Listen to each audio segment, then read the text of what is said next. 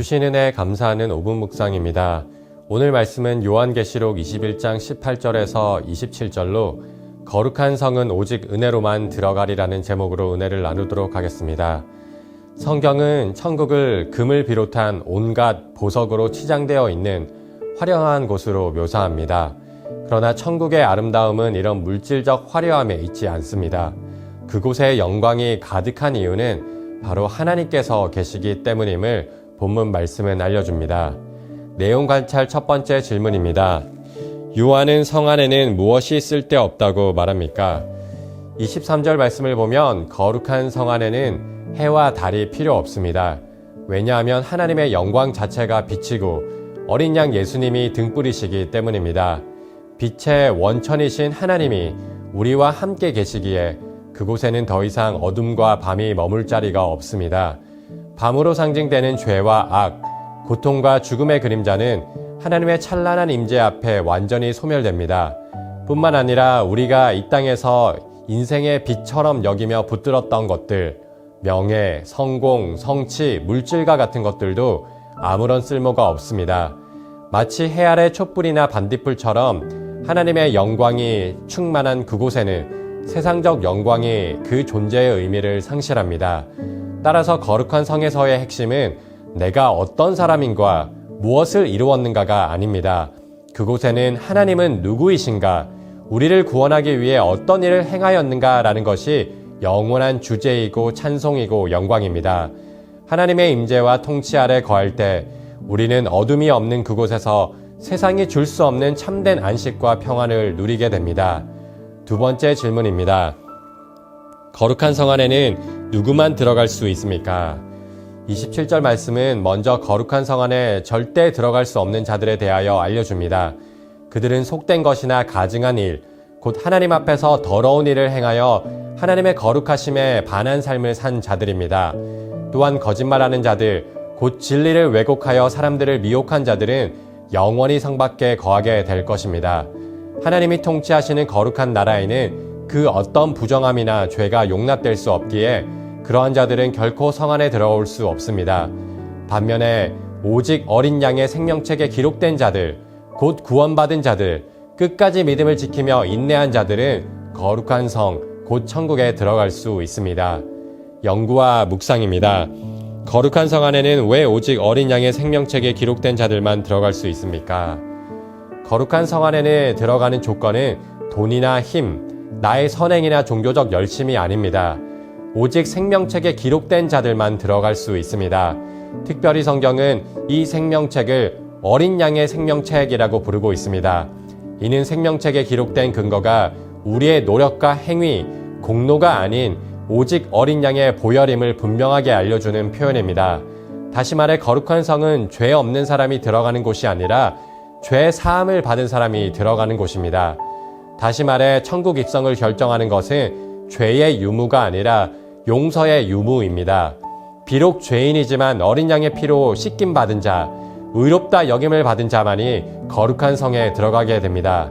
그래서 누더기와 같은 더러운 죄의 옷을 벗고 하나님께서 입혀주신 의로운 옷을 입은 자만이 어린 양의 혼인잔치에 참여할 수 있는 것입니다.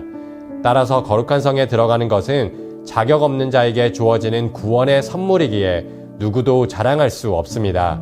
무한한 하나님의 은혜이기에 오직 하나님의 영광만이 가득 울려 퍼지게 되는 것입니다. 느낀 점입니다. 오직 예수님의 은혜로만 하나님의 영광스러운 성 안에 들어갈 수 있다는 사실에서 무엇을 느낍니까? 먼저 이 진리 앞에 큰 위로와 평안을 느낍니다.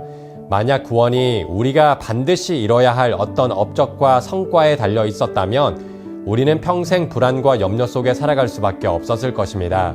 죄를 짓고 넘어질 때마다 혹시 구원을 잃어버리는 것은 아닌지 두려움에 사로잡혔을 것입니다. 그러나 우리의 구원은 나의 행위나 공로가 아니라 영원히 변하지 않는 하나님의 은혜라는 견고한 반석 위에 놓여 있습니다. 그러하기에 우리는 비록 오늘 또 넘어져도 절망하며 주저앉지 않습니다. 다시 일어나 우리 앞에 놓인 믿음의 경주를 끝까지 달려나갈 수 있는 것입니다. 또한 은혜는 우리에게 참된 자유가 무엇인지 알려줍니다. 세상은 끊임없이 우리 가치를 스스로 증명하라고 요구합니다. 눈에 보이는 성과와 소유에 따라 우리를 평가합니다. 그 결과 우리는 무언가 더 이루려는 욕구와 더 가지려는 욕망의 노예가 되어 정작 내가 누구인지 어떤 존재인지조차 까맣게 잊은 채 살아갑니다. 그런데 구원의 은혜는 우리를 속이던 거짓 자아를 벗겨내고 우리의 참된 모습을 보여줍니다. 하나님의 사랑과 은혜의 거울은 왜곡된 우리의 모습이 아닌 우리의 참 모습을 비추어 줍니다. 우리의 행위와 상관없이 우리를 구원하신 하나님, 자기 아들을 내어주기까지 사랑받은 존재, 그것이 바로 우리의 참 모습입니다. 이 진리를 깨달을 때 우리는 불안과 두려움에서 벗어나 참된 자유를 누리며 살아가게 됩니다. 말씀에 대한 우리의 결단과 적용입니다. 우리가 무조건적이고 무한한 사랑을 받았음을 깊이 깨달으면 우리 삶이 이전과 같을 수 없습니다. 거룩한 성에 입성한 하나님의 백성이 되었기에 우리의 삶의 모습이 달라지게 됩니다.